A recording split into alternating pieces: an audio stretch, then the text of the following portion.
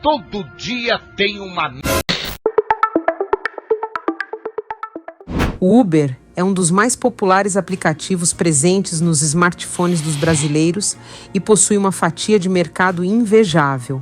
De acordo com o site Tecmundo, o Uber responde por aproximadamente 73% do mercado de transportes por aplicativo e representa para muitos de nós uma opção rápida e acessível de transporte individual.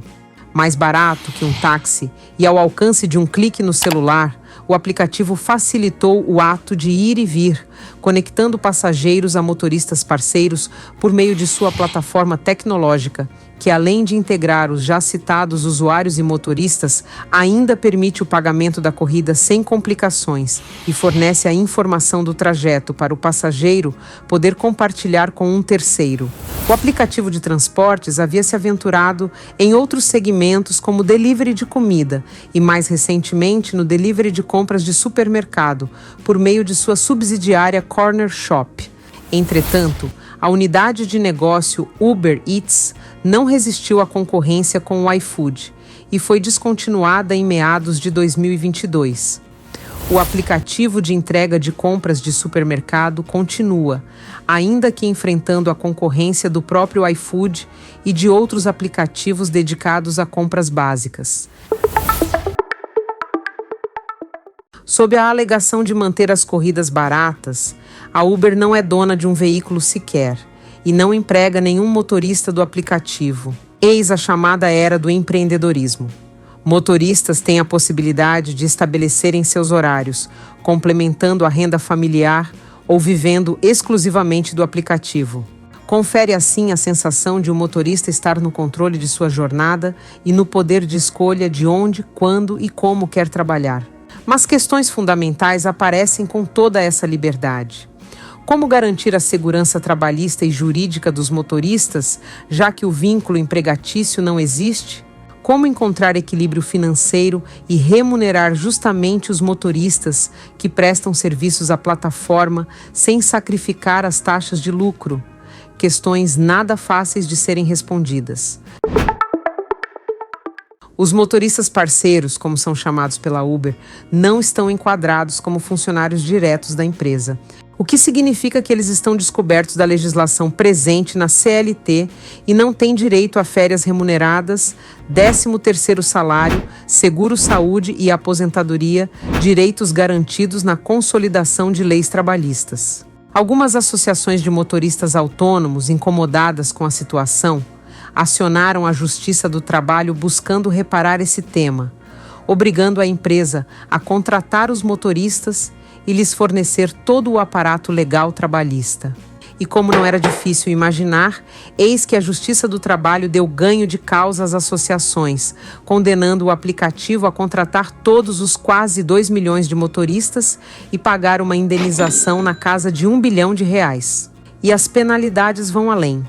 Em caso de descumprimento da decisão judicial, a Uber terá que pagar uma multa de R$10 mil diárias para cada motorista não contratado. Se por um lado a decisão parece corrigir uma injustiça sob a ótica trabalhista brasileira, por outro lado, esbarra no desagrado da maioria dos motoristas, que alegam não ter tido suas demandas devidamente ouvidas. Uma pesquisa do Datafolha, que entrevistou além de motoristas de aplicativos, entregadores de plataformas como o iFood, revelou que 75% dos profissionais não desejam ter vínculo empregatício com as empresas. Em contrapartida, apenas 14% desses entrevistados preferem o vínculo trabalhista para terem acesso aos direitos da CLT, mas aí a discussão é outra. Sem um vínculo empregatício direto, o motorista da Uber tem a decisão de aceitar ou não determinada corrida. Isso não o exime de ser penalizado de certa forma pela plataforma, caso seja constatado que um motorista esteja recusando diversas corridas sem uma justificativa. Mas vamos avaliar. Será que vale a pena para um motorista aceitar uma corrida para uma região da cidade sabidamente perigosa e que o colocaria inclusive em risco de vida? Enquanto autônomo, o motorista tem esse poder de escolha. Já sendo funcionário CLT, o motorista deveria se submeter às vontades dos seus patrões, como qualquer outro funcionário de empresa, assim como você e eu. Outro fato é que se o motorista passa a ser funcionário direto da Uber, não faria sentido a empresa obrigar que o seu funcionário arcasse com as ferramentas de trabalho. Isso quer dizer, o motorista não poderia ser obrigado a providenciar um automóvel para cumprir o trabalho, nem mesmo ter um smartphone próprio com gastos de pacote de dados e o risco de ter o seu aparelho celular e o veículo, muitas vezes alugado, roubados.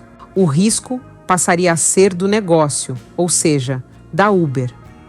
Para a empresa, todo esse passivo poderia não ser considerado viável. A Justiça Trabalhista cria dessa forma um problema gigantesco. Apesar da sentença da Justiça do Trabalho, a maioria dos motoristas alegam que suas principais reivindicações não foram atendidas. Um pagamento mais justo por parte da plataforma e maior segurança para que os profissionais possam trabalhar, diminuindo o risco que eles correm diariamente. Como a pesquisa Datafolha revelou, a maioria esmagadora quer manter sua autonomia, mas com condições mais adequadas de trabalho. O recado à justiça é que nem sempre a CLT é a solução. Apesar de promover uma série de direitos e benefícios, as relações de trabalho se modernizaram. A justiça se eximiu de ouvir aqueles a quem ela julga proteger. E como se não fosse suficiente, a dita multa de R$1 bilhão não irá parar nas mãos desses motoristas, a título de indenização. Metade irá para os cofres do governo, via Fundo de Amparo ao Trabalhador, e a outra metade irá para as ditas associações de motoristas autônomos, autores da ação. Os profissionais da plataforma, bem, esses ficaram a ver navios, e com a sensação de que o Estado mais uma vez os puniu, pelo simples fato de eles terem ousado escolher como ditar o seu destino. É a máquina de moer estatal, punindo o trabalhador de qualquer forma. Assim como aconteceu com a Ford, que deixou o Brasil ano passado por conta de um prejuízo diário de US$1 milhão pelo fato de as atividades no país serem consideradas caras demais, a Uber pode considerar que absorver os encargos trabalhistas e outros custos que não estavam previstos na sua operação tornariam sua permanência no país inviável. Uma decisão que parecia proteger os trabalhadores e colocá-los debaixo do guarda-chuva da CLT pode expô-los ao desemprego iminente. Lembre-se, numa relação de trabalho, para o bem ou para o mal, a decisão de continuar a operar ou não, ou a decisão de manter alguém no quadro de funcionários ou não, é exclusiva da empresa. Levando isso em consideração, caso acate a decisão judicial, a Uber pode querer reduzir ou adequar o quadro de motoristas. Não importa o que aconteça, talvez as consequências gerais sejam graves inclusive para outras empresas do ramo, que poderão reconsiderar sua permanência nas atividades. Enquanto isso, com decisões fantasiadas de protetoras, nossas instituições ferem o direito de algumas pessoas de terem a sua autonomia preservada. E assim o baile segue e viva as decisões atrapalhadas de nossos juízes e políticos. Se você gostou desse conteúdo, curta o vídeo e se inscreva em nosso canal. Nos vemos no próximo vídeo. Fui!